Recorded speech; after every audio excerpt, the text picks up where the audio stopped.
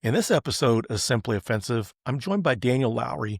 Daniel shares his background in IT and cybersecurity and his transition into education. Daniel shares his tips on becoming a pen tester and how to learn more efficiently, as well as to be a better speaker and how to leverage soft skills to help you in your career journey. I hope you enjoy this episode.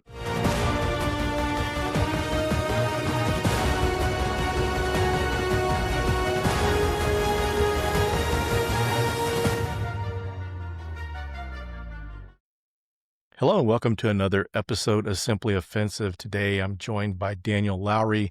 Daniel and I first met a few years back with one of his previous employers, and they did an episode on starting careers in pen testing and also shared about my book, The Pen Tester Blueprint. So we've gotten to meet each other in person and see each other several times. I think the first time we actually met in person was a Black Hat in 2022, I believe. Yeah, I think that was it. Yeah, because I remember they were setting up expo hall set up and we ran into each other. So it was kind of the first time. And Phillip was like meandering around. He was a little aimless. I think somebody slipped him something. Yeah.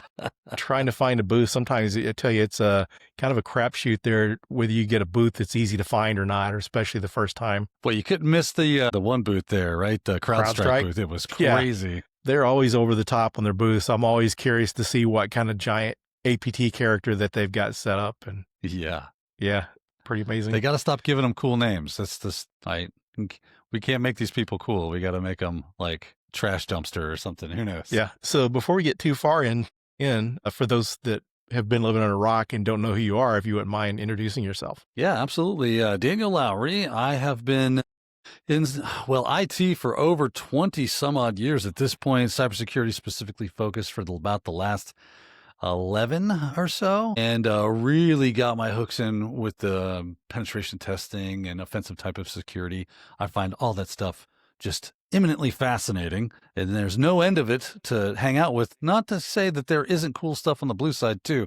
And don't get me started on digital forensics. That stuff's got some really neat stuff going on as well. So if it's got cybersecurity on it, I'm a fan. I'll fanboy out real quick, but I've been teaching those things for about 10 years as well, whereas helping people get certifications, kind of like what we were talking about before, you had your pen tester's blueprint. That's why we brought you on, because that was what we do. I have long been a proponent of helping people get into the job that they love, because it is very interesting. It's very fascinating. And I love to see people succeed at it. And I've seen countless of them do it over the years. Some of them have actually used my help. So I like to help people do that. And I'll be glad to do that here with you today as well. Sure. Yeah, you make the perfect guest, because I know you're very passionate about helping others and teaching. And there's a lot of the folks that tune in that are either new to security or they're wanting to pivot from, the defensive side to the offensive side. Yeah. So I was going to say, like, some people ask me from time to time, I've kind of been defensive for most of my career. Is that going to hurt me if I start looking for offensive roles? I'm like, it's always the cliche. The best red teamers come from blue team and the best blue teamers come from red team. It's just because you know how each other think, you know how each other work. So when you transition into that role, it's a really good transition, because you're starting to go, well, they probably got this and they're probably doing that. You know the playbook.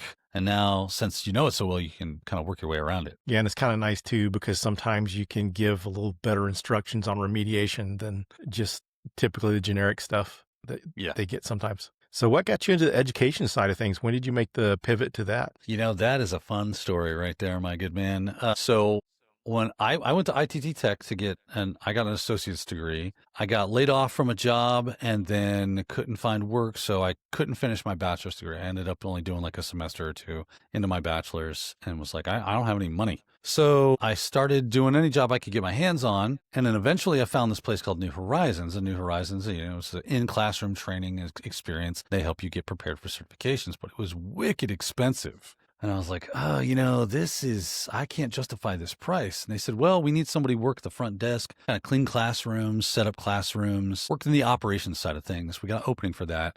You could do that during the day and take classes at night. So that's what I did. And then in like 6 months, I had 5 certs. And they're, wow, you're really smart at this. You apparently know this stuff. Have you thought about teaching? I'm like, nah, I'm good. No, teaching's not for me. And then they just said, no, you're going to teach something. So they made me teach. I ended up, I think, teaching like a Linux Plus class because nobody else in the area could do it. So I did it. And I wasn't a huge fan of teaching, I got to be honest with you. I was young. I was like 24, 25 when this was going on, and eventually became an instructor for New Horizons, but not for very long. I ended up going into the field, working a help desk job, and then getting into infrastructure and systems and networking, and became an administrator. One day, a friend of mine, you might know him, his name's Don Pizzette, he calls me and says, "Hey, we started this thing. Think you'd be good at it?" I'm like, "No." They did a little massaging, a little talking, and convincing me that maybe you should give it a shot. I said, "All right, I'll do it. I'll give it a shot." We went in there and we started going at it. And I realized, like, oh, I'm pretty good at this when I really set my mind to it. And it was a lot of fun. I started realizing, because I was always the student, I'd always been the student. And I'm the kind of person that really picks out what I don't like about stuff really easily. And when I started to see training that I didn't like, I'm like, why do we do that like that? Why don't we do it like this?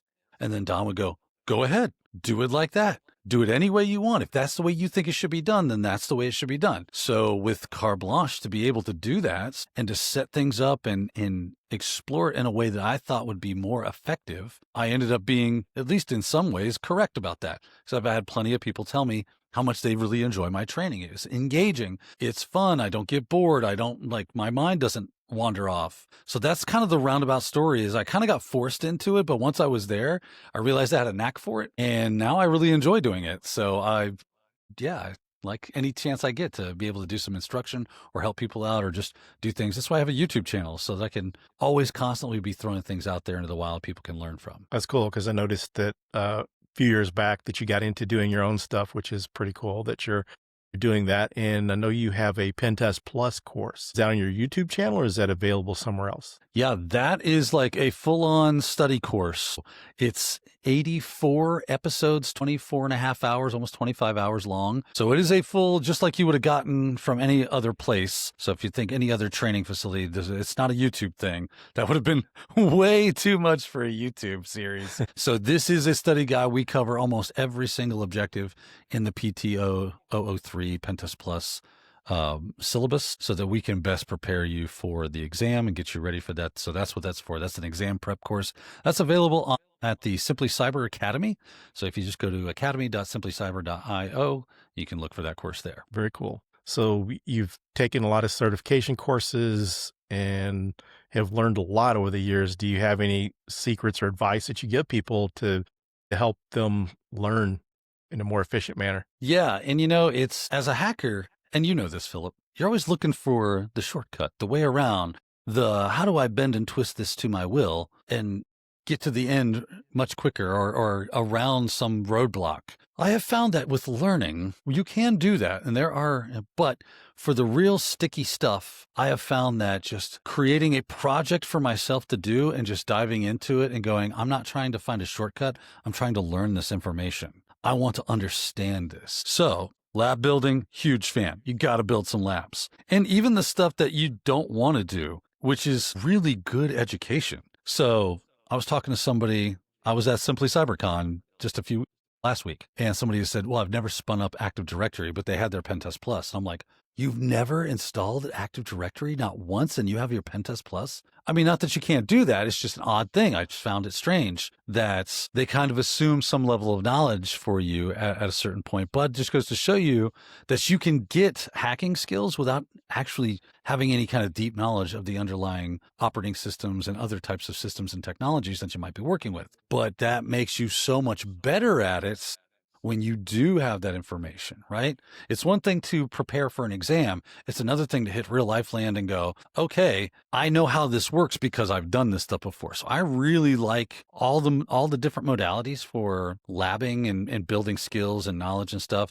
I mean, grab books, go read websites, use ChatGPT, watch videos, like everything, sit a class if you can. There's a lot of really good information in all of those ways to do things. But I found for myself, just going, okay, today, I'm really into C2s, by the way. It's just fun to go spin all the ones you can find up and see how they work. So I'm really into C2s. Okay, cool. What's today's C2 going to be? And I'm going to build the infrastructure and go, okay, that did not install. Why did that not install? What am I missing? There's a dependency that I didn't get through. Think of all the education I'm getting, just getting the thing ready so that I can install the C2 and get it operating. Now I got to have a client. I got to have a server. I got to get those things up and running. So I'm building all this infrastructure, and all that comes with hands-on experience. So I found that working your way through troubleshooting the problems that come up inevitably when spinning that stuff up is really good for you and helps you understand what it is you're doing a whole lot deeper, which makes you more effective and better learning. Yeah, that's interesting you bring that up because whenever I was going through the OSCP certification, I didn't pass the exam the first time, took it multiple times. And one of the things I ran into that I didn't actually get to learn from their labs, so it's another good point for building your own labs, was in the labs. This was like back in 2013, so they didn't have antivirus enabled on the endpoints. So whenever I was at home, my wife worked for a company and she'd got some old servers that they'd got rid of, so I had them at home to set up labs with, and I duplicated one of the environments that you had to write an exploit for and get it to run. And one of the things I was running into was it wasn't executing, but then I noticed when I looked at the console on the server that the antivirus was deleting it. So that's one of the things I ran into real world, that, the lab didn't simulate that. So one of the things you could simulate there. So that could have been taken a step further by trying to do antivirus evasion. I love that. I actually learned that from learning Cisco, right? So when I was younger, I was really into networking and I thought Cisco was going to be like, so I was studying for Cisco certs and I worked in a Cisco shop. So all the stuff that I did and I put my hands on every day was Cisco equipment. So I was like, you know what, I'm going to go for my CCNA. And everybody was like, just use Packet Tracer. And I'm like, yeah, Packet Tracer is great. But, it's not real lab equipment. It's not real equipment. And they said, oh, well, you can rent server or rack time from all these different websites and you just telnet in or SSH into the equipment. I go, yeah, but I don't have to plug in any cables. I don't have to make sure the right cable's going in the right spot. And that's a troubleshooting thing. That's like a real thing that happens. Oh, I got the wrong cable in. No wonder this isn't working. No wonder I'm not getting, console, whatever up. That's not how this works. Or interface 00 gig 00, whatever the case is. So that was a trick I kind of learned from that. So I went and bought some used equipment. Is bare bones stuff, cost me about $300, but it was a great investment into my knowledge, into my experience. And then I kind of do what you were talking about. You building that OSCP lab. I'm currently taking the CTRO, and I don't have the money to go purchase a license for Cobalt Strike. So I'm like, well, there's plenty of other open source C2s out there that I could get a lot of similar experience with. Why don't I just build the lab environment that is similar to that? That way I don't have to worry about cranking through any kind of lab time and I can do whatever I want. I can get more hands-on with it on how it should work. Like you said, what happens when Windows Defender goes, nope, not going to happen here? Then you start thinking of, well, what would be scenarios? Because it's not like, the companies that are running infrastructure that you might be breaking into or using your hacking skills to look for vulnerabilities and exploit. How are we getting in? Then you think about it, you go, oh, yeah, well, a lot of times they're just running some sort of vulnerable service. I gain access through that service. I don't have to worry about AV popping anything because I'm not putting anything on a disk yet. I've just got whatever going on because it ran a command and it allowed that command to run. Now I can go in, if I have enough privileges, make exclusions. Now I can start putting stuff on disk, and you start to think your way through how this would look in real life, and you can play with it in your own lab environments, and you can do whatever you want because you can just take snapshots and roll everything back if it doesn't work or if it breaks anything, and that's great, right? So you always take a snapshot before you get into lab, and you go, cool, I'm going to try something. Okay, that didn't work. Things look broken. Roll it on back. Let's try it again. And through that trial and error, man, you just pick up such good learning. And that's been my career. That's how I've learned. Very cool. One of the things I was also kind of curious about too is, you've been doing this for a while. You're a really highly skilled speaker and teacher. Is there any advice you can give someone that's wanting to be a teacher, wanting to be a speaker, to help them be better at speaking or teaching? Yeah, definitely. I think that a lot of people find training very boring. And that's you. And anybody that's out there listening to this, and I'm going to go ahead and put up 5 good ones and be saying I'm guilty of that. I've watched plenty of training and I've gone, this is a yawn fest. This is snoozeville. The information is very good. That's not the problem. So if you're going to get into being an instructor, you're going to be someone who is a trainer that wants to help train people, even if you're just doing YouTube or you're helping people on Discords or whatever it is you're doing, it's all about building a relationship between you and them, right? I've got you right here in the camera. You are a person. We are here. We're going to be friends. I'm going to have fun with you. We're going to have a good time. We're going to have a couple of laughs. You got to keep it light. You got to keep it engaging, because if you're not having fun, if you're just reading a script, it's going to come off very dry. And it's welcome to the cross-site scripting episode. Today we're going to talk about the 3 forms of cross-site scripting. We have reflected, We have stored or persistent. We have DOM-based. First, it's like, okay, the information is there. It's good, but you're not engaging me. You're not reaching out and going, hey, watch this. This is going to be so cool. Check it out. Let's go to my computer. We've got this going on. Okay, I can type that in. I can't type, so I typed it wrong. Let me try it again. And it's you being human and being accessible and real is going to go so much farther. People's brains are going to engage because they feel like they're hanging out with a friend. And from there, it's going to increase the retention and the knowledge as well as the skill and just their understanding of the information that you gave them, because it's that context that you throw on top of it that really makes it a good training experience. So that's always my advice, is to engage with your students as if they were your best friends in the whole wide world. And don't forget to have fun, and then crack a few jokes, and everybody's going to be much more engaged with that type of learning. So was this something that you developed or picked up on your own at your previous job, or was this kind of their theme of the way they did things? That's a great question. So it's a bit of all of those things. One just came from the fact that I did this naturally, but it's kind of like, you ever watch the superhero stories, right?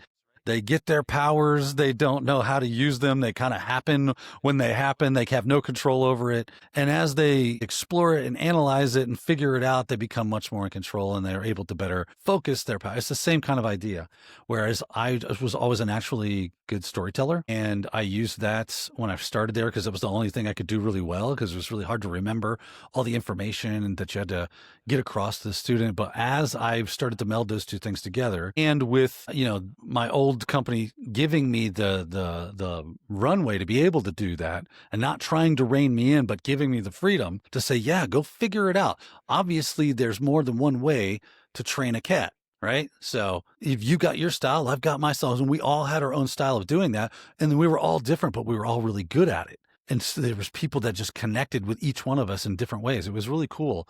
And once you kind of get your beat on that and you go, okay, I start to see, the more I engage with someone, the more I make funny little jokes or silly stuff and have a good time, the more people are engaged, the more that they learn and retain, the more they can assimilate and then apply. And that's a highly successful way to go about it. So that's what I started doing. And once I realized how to do it on purpose, that's when the game changer really opened up. That's when I took my training to the next level. And I look forward to shifting into the next gear in the next 5 years to be able to take that into the even more higher levels of how can I engage with people? How can I get them to retain that knowledge, understand it, and utilize it in a real and effective way as quickly as possible? So I know you're big on home labs. Do you take advantage of anything like Hack the Box or any of the online environments or CTFs? Absolutely. Absolutely. And, it's funny, it's easy to think that, because I'm such a proponent of building a lab, that I would be kind of anti maybe these established type labs. And it's not. I think that everything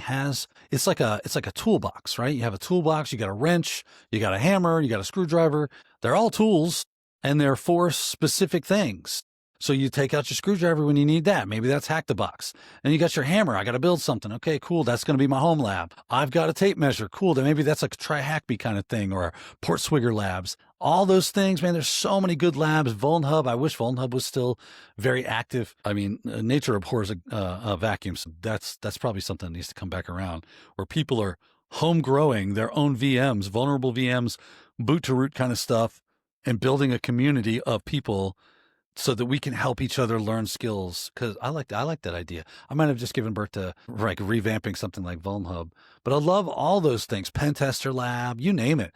They all have a really good way of teaching you something or giving you an opportunity to get your hands onto something that's different than the others. And even though that a lot of them are in competition with each other, like for me, I treat it as streaming services, subscriptions. I don't have enough money to have all the streaming services subscriptions. So I end up turning one on for a month, and then I'll turn that off, and I'll turn the next one on, and I'll watch shows over there. And I kind of rotate around. So that's what I do with those types of services. But they're all really great.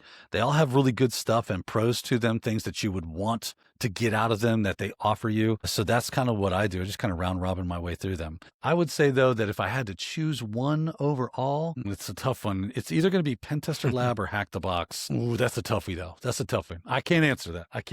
Yeah, I agree. They both have their strengths. And one of the things I like about Pentester Lab is, a lot of the online resources for web app pen testing is more web application focused. They really don't focus so much on getting root or any kind of system control. And the Right. nice thing about Pen Tester Lab, that there's a way to get root or whatever admin to that system.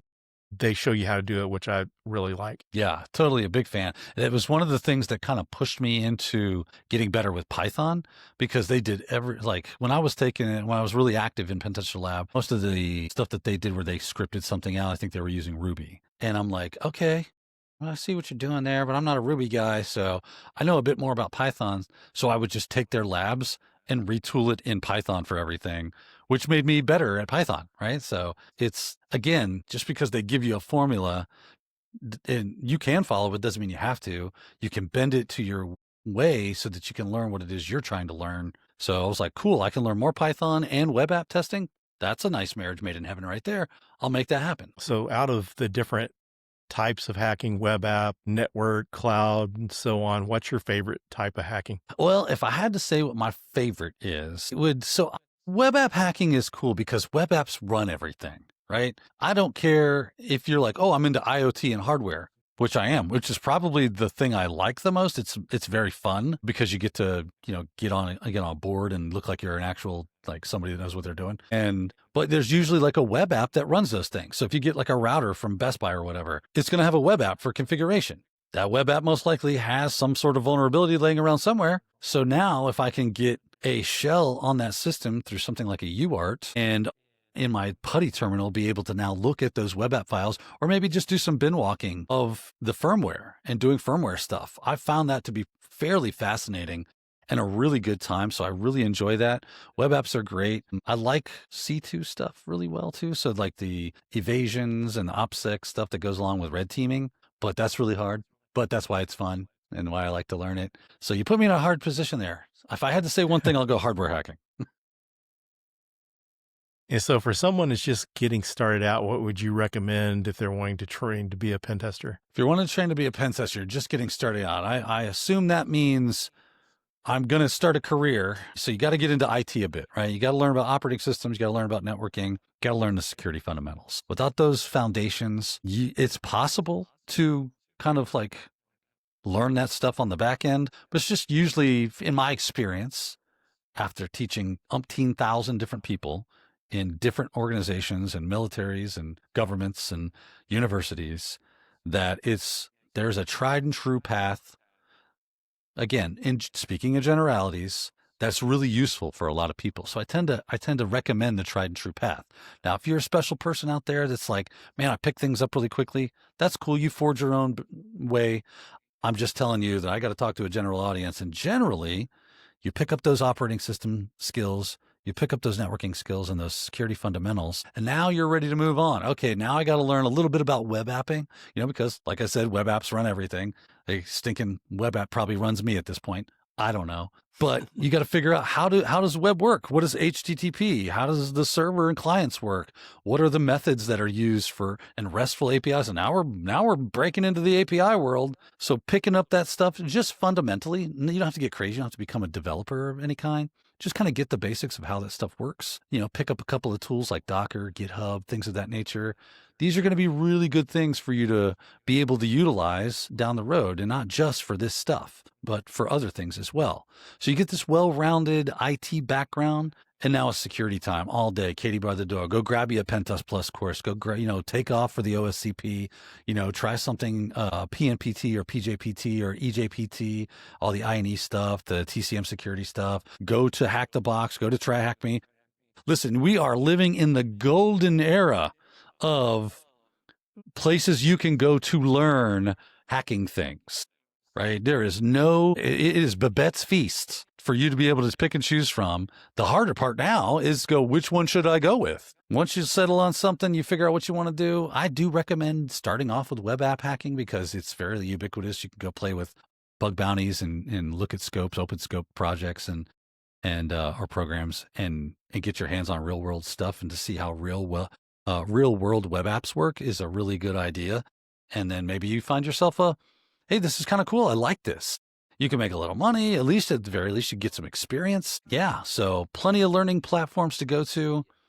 get a certification or two, and you're going to be on your way. Pick up Philip's book, The Pen Tester Blueprint. It's going to have a lot of really good information on, here is a, what we say nowadays, it's the roadmap. We got to have our roadmap. Here's how you go. It's a really good way to go. It's not the only way to go, but it's worked for a lot of people. So maybe use it as a loose guide for how to get yourself to where you want to be. Yeah, it's kind of funny that you mentioned the roadmap and the pen tester blueprint.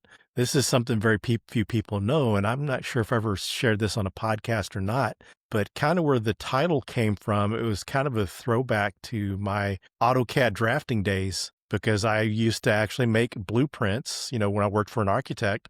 We'd draw the plans, and then you would, instead of just putting it in a copier, we would use a blueprint machine to make blueprints so the construction crews could use it to build the house. So that's actually where the name came from. It was kind of a throwback because it was actually working as a CAD drafter got me exposed to computers. And then I kind of got really interested in IT. And that's when I made my shift into IT, and then 2004 into cybersecurity. That's super cool. I did not know that. You heard it here first, kids. Yep. And I don't think I've shared that anywhere, because I was telling a good friend of mine, we get together on we met in our AutoCAD drafting days. We have a kind of our little ritual on Saturdays. We get together, we have breakfast, and then we go to the mall and walk 5 miles. And then one day I was telling him about that, and I think that's probably so I don't think I've shared it anywhere publicly. So yeah, that's actually where the title of the book came from. Yeah. Isn't it funny how our pasts kind of forged our futures? Obviously that makes sense, but you don't see the connection until you're already there. To look back and go, I started off in AutoCAD. I started off on working a front desk at a New Horizons. That was really where it was. Yeah. That got me into where I am today on my career. And of course, we talked a lot about technical skills. We got to talk about personal skills as well. Those are just as important. Building a good network of people that that are in the industry. You got to get out there, get your name out there, build your own kind of personal brand, for lack of a better term, to let people know who you are, why they can trust you, and what kind of skills you have. That's going to be monumental for being able to reach out to folks or put it out there that you're looking for X, Y, or Z types of jobs.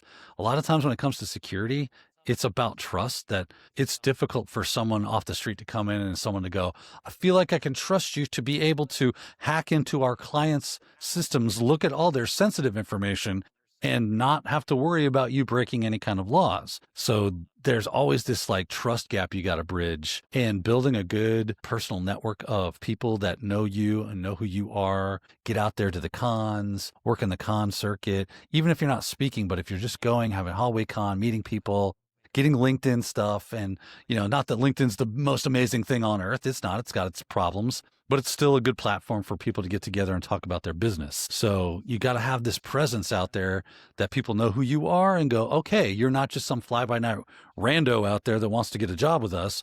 We can look and see what it is you're doing, where you're passionate, and that we feel like we might be able to trust you a little more than just some other person that we've never met or know nothing about. So it's a really good idea to build those skills, to be able to present. Maybe you do get do a couple of talks at a con. It's a great way to get comfortable speaking to a room full of people, because you're going to have to do things like a debrief and deliver reports. You got to be able to get those communication skills to where they're much better than just the average Joe and Jane out there. That makes you more desirable, more valuable in the market than other folks would be that are not doing that. Yeah, that's great advice. And especially now with the way the job market is, and all these application systems that use AI, and it's hard to bypass the HR firewall. You really have to know people, and especially when you're just starting out. Yeah, it's a really good idea. Yeah. So we're getting down towards the end of the episode. Are there any comments you'd like to make before we close it out? Well, if you're passionate about cybersecurity, I get it. It's a lot of fun, and we're more than welcome to have you into cybersecurity. There's a lot of great communities that are out there. I mean, Simply Cyber is a great one as well. Definitely get plugged into some really cool stuff, because there's a lot of good ones. You just got to get out there. I think at TCM, they got a great one as well.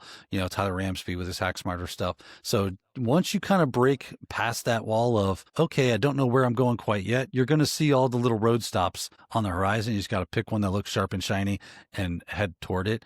Get involved, start helping other people, even if you only know a little bit. Whatever you do know and you can't help, there's always somebody that's just behind you that hasn't learned that yet, and start doing that. So you're holding the rope for the people behind you, and other people that are in front of you, you're looking to have them help pull you up. And that's kind of the way we do this.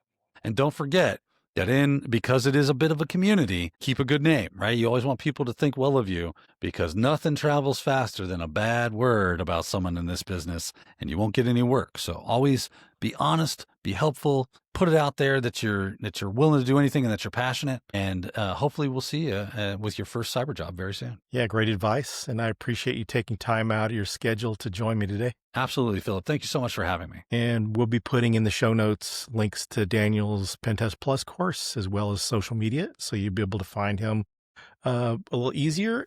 Thanks, everyone, for joining, and make sure to subscribe and share with your friends. And until next time, take care.